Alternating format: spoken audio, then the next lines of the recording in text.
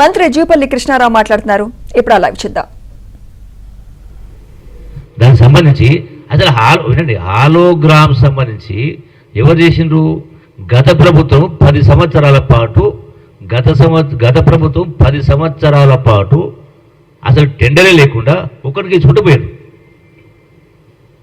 దాని మేము మొత్తం స్ట్రీమ్లైన్ చేసి డూప్లికేషన్కు స్కోప్ లేకుండా బోగస్ లేకుండా చేయడం కోసం బయోమెట్రిక్ సిస్టమ్ ద్వారా, బయోమెట్రిక్ ఉంటే డూప్లికేట్ చేయడానికి స్కోప్ లేదు కాబట్టి బయోమెట్రిక్ సిస్టమ్ ద్వారా డూప్లికేషన్ స్కోప్ లేకుండా అంతర్జాతీయ స్థాయిలో అవలంబిస్తున్న పద్ధతులతోటి వాటికి టెండర్ పిలిచేటువంటి దానికి శ్రీకారం చుట్టడం జరిగింది. ఎలక్షన్ కోడ్ పోగానే అవన్నీ జరుగుతాయి. అంటే ఇటువంటి ఇవన్నీ కూడా గతంలో జరిగినాయి. వాటిని ఒక్కొక్కటి మేము సరి చేసే కార్యం చేస్తున్నాం. మీరు అది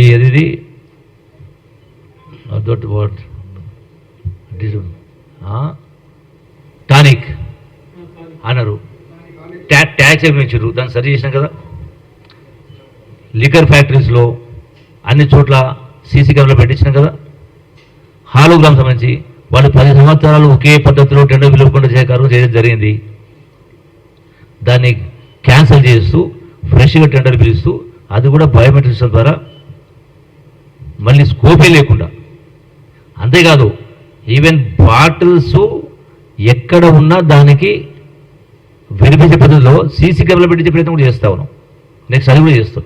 ఏ బార్లో, ఏ షాపులో, ఏ బార్లో ఎన్ని వచ్చినాయి, ఎన్ని పోతున్నాయి, ఎన్ని కౌంటర్ ఉన్నాయి, వాటిని కూడా చెక్ చేసే మెకానిజం తోటి టెక్నాలజీ ఏముందని వెతుకుతా ఉన్నాం ఎక్కడ స్కోప్ లేకుండా.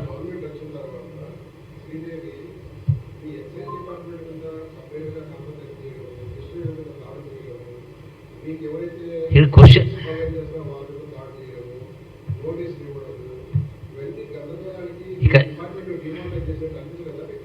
ఇక్కడ క్వశ్చన్ పర్సన్స్ కాదు,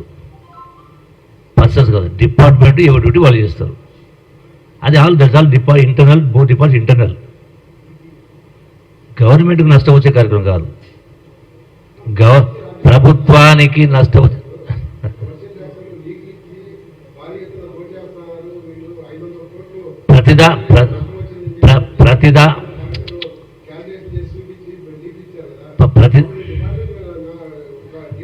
మా డిపార్ట్మెంట్ ఒక నిమిషం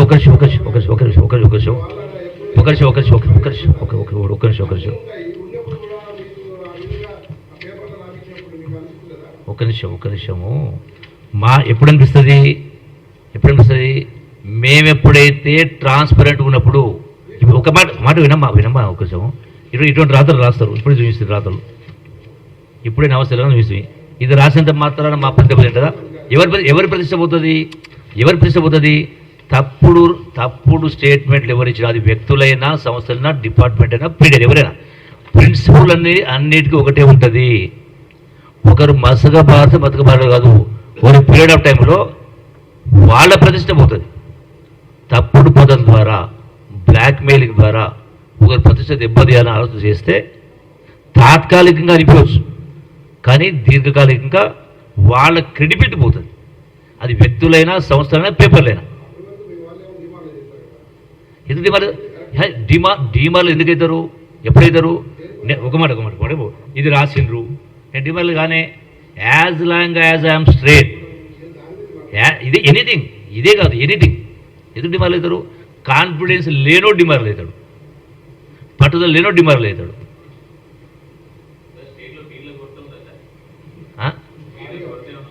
ఎట్లా ఇప్పుడు చెప్తే కదా, నీకు లిక్కర్ కావాలా, బిరుగా అన్నీ. వినమ్మా ఫస్ట్ ఆఫ్ ఆల్ నేను పైన అడుగుతున్నా అంటే రాష్ట్రంలో మద్యం అమ్మకాలు పెరగాలని మీ ఆలోచన. అంటే మీ ఆలోచన ఈ పత్రిక ఆలోచన, ఈ పత్రికల ఆలోచన పెరగాలనా, పెంచాలనా?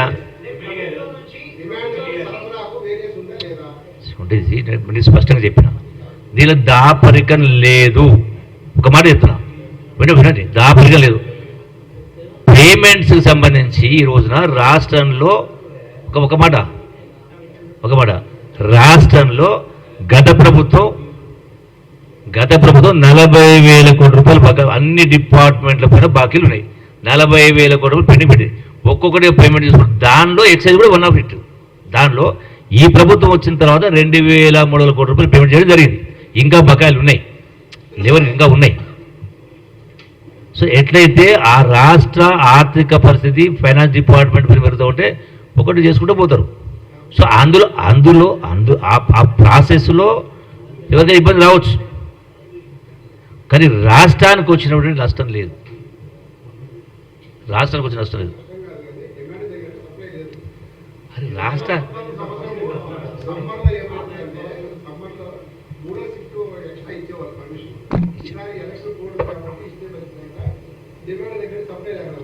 ఆల్రెడీ అది ఎలక్షన్ కోడ్ వల్ల ఆగింది.